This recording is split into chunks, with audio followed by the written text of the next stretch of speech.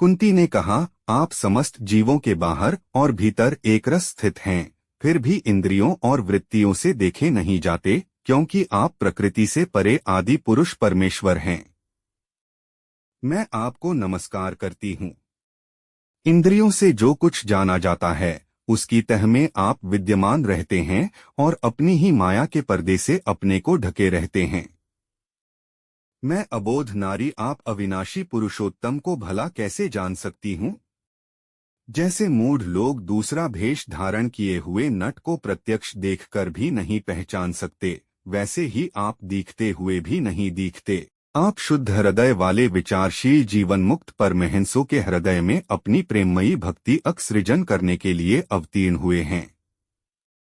फिर हम अल्पबुद्धि स्त्रियां आपको कैसे पहचान सकती हैं?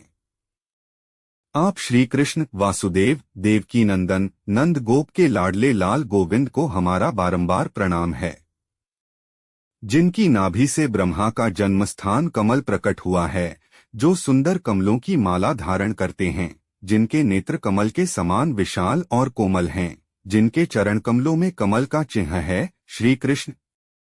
ऐसे आपको मेरा बार बार नमस्कार है।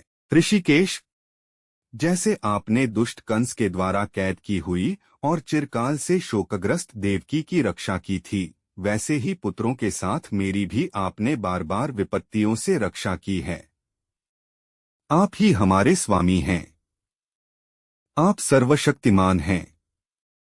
श्री कृष्ण, कहाँ तक गुनाओं विष से, लाक्षागृह की भयानक आग से, हिडिंब आदि राक्षसों की दृष्टि से, दुष्टों की द्युत्सभा से, वनवास की विपत्तियों से और अनेक बार के युद्धों में अनेक महारथियों के शस्त्रास्त्रों से और अभी अभी इस अश्वत्थामा के ब्रह्मास्त्र से भी आपने ही हमारी रक्षा की है।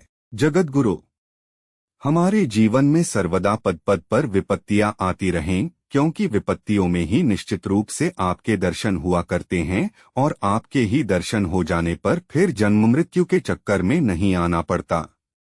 ऊंचे कुल में जन्म, ऐश्वर्य, विद्या और संपत्ति के कारण जिसका घमंड बढ़ रहा है, वह मनुष्य तो आपका नाम भी नहीं ले सकता, क्योंकि आप तो उन लोगों को दर्शन देते हैं जो अकिंचन है।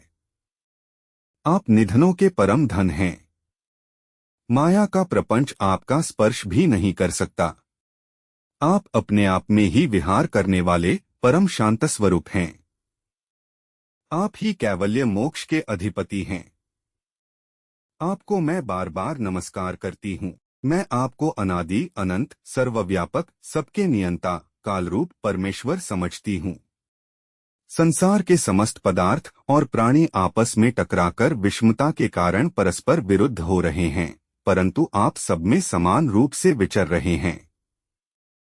भगवान, आप जब मनुष्यों की सी लीला करते हैं, तब आप क्या करना चाहते हैं, यह कोई नहीं जानता। आपका कभी कोई न प्रिय है और न अप्रिय। आपके संबंध में लोगों की बुद्धि ही विषम हुआ करती है। आप विश्व के आत्मा हैं, विश्वरूप हैं। न आप जन्म लेते हैं और न कर्म ही करते हैं। फिर भी पशु पक्षी, मनुष्य, ऋषि, जलचर आदि में आप जन्म लेते हैं और उन योनियों के अनुरूप दिव्य कर्म भी करते हैं। यह आपकी लीला ही तो है। जब बचपन में आपने दूध की मटकी फोड़कर यशोदा मैया को खिझा दिया था और उन्होंने आपको बांधने के लिए हाथ में रस्सी ली थी, तब आपकी आंखों में आंसू छलक आए थे, काजल कपोलों पर बह चला था, नेत्र चंचल हो रहे थे और भय की भावना से आपने अपने मुख को नीचे की ओर झुका लिया था। आपकी उस दशा का, लीलाच्छवी का ध्यान करके मैं मोहित हो जाती हूँ। भला जिससे भय भी भय मानता है, उसकी यह दशा। आपने अजन्मा होकर भी जन्म क्यों लिया है, इसका कारण बतलाते हुए कोई महापुरुष यूं कहते हैं कि जैसे मलयाचल की कीर्ति का विस्तार करने के लिए उसमें चंदन प्रकट होता है, वैसे ही अपने प्रिय भक्त पुण्य श्लोक राजा यदु की कीर्ति का विस्तार करने के लिए ही आपने उनके वंश में अवतार ग्रहण किया है। दूसरे लोग यूं कहते हैं कि वसुदेव और देवकी ने पूर्व जन्म में सुतपा और प्रश्नि के रूप में आपसे यही वरदान प्राप्त किया था, इसलिए आप अजन्मा होते हुए भी जगत के कल्याण और दैत्यों के नाश के लिए उनके पुत्र बने हैं। कुछ और लोग यूं कहते हैं कि यह पृथ्वी दैत्यों के अत्यंत भार समुद्र में डूबते हुई जहाज की तरह डगमगा रही थी, पीड़ित हो रही थी।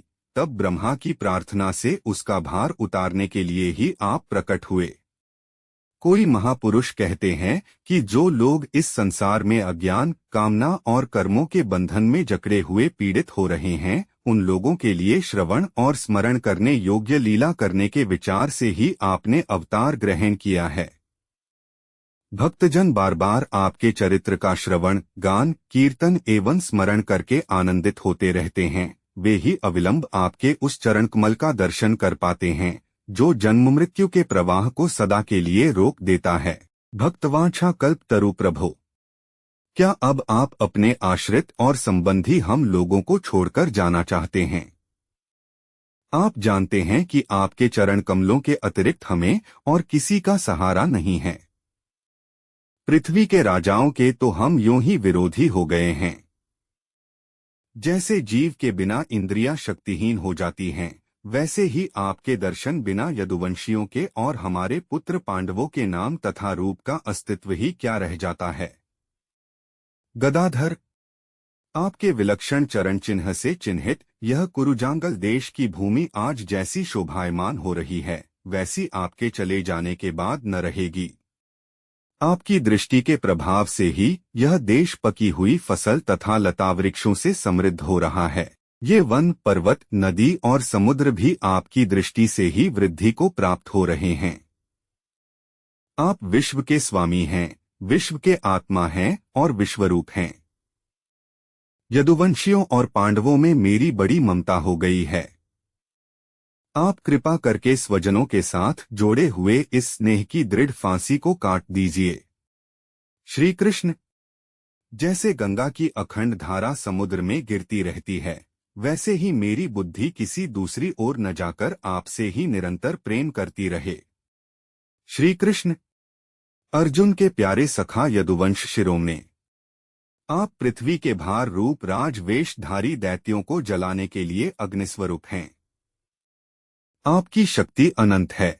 गोविंद, आपका यह अवतार गौ, ब्राह्मण और देवताओं का दुहक मिटाने के लिए ही है। योगेश्वर, चराचर के गुरु भगवन, मैं आपको नमस्कार करती हूँ।